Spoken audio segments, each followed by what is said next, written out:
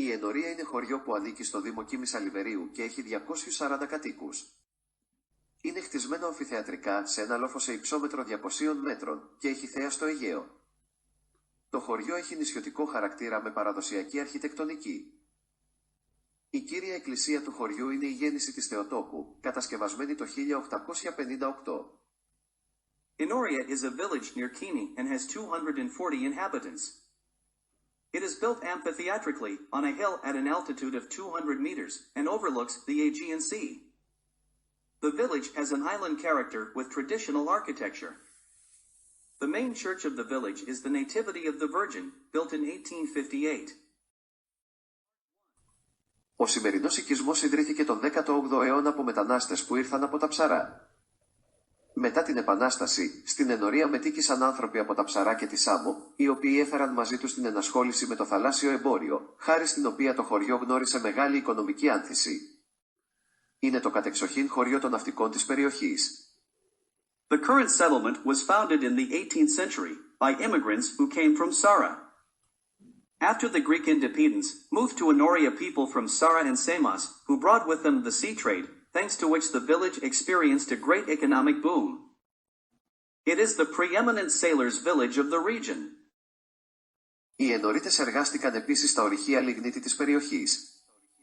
Στις αρχές του 20ου αιώνα, το χωριό παρήγαγε κυρίως ελαιόλαδο και σε μικρότερες ποσότητες μούστο. Το 1926 ιδρύθηκε στο χωριό ένα παραδοσιακό ελαιοτριβείο. Το 1931 το λάδι της Ενορίας κέρδισε χρυσό βραβείο στη Διεθνή Έκθεση Θεσσαλονίκης. Το ελαιοτριβείο λίγα χρόνια αργότερα ηλεκτροδότησε το χωριό.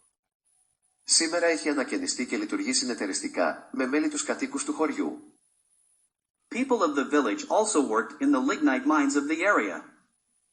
At the beginning of the 20th century, the village mainly produced olive oil and, to a lesser extent, wine.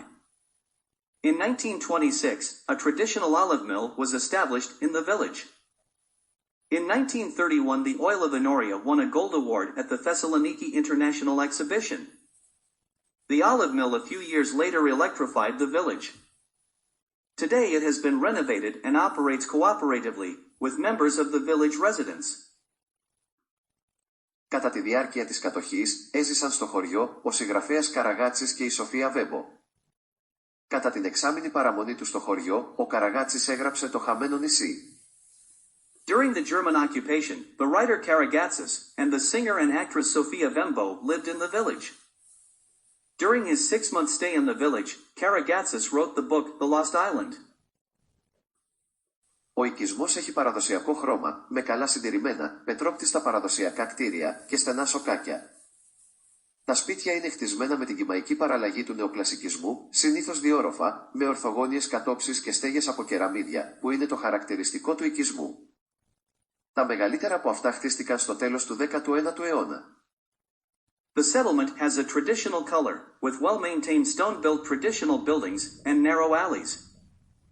The houses are built in a local variant of neoclassicism, usually two-story, with rectangular floor plans and roofs made of tiles, which is the characteristic of the settlement. The largest of them were built at the end of the 19th century.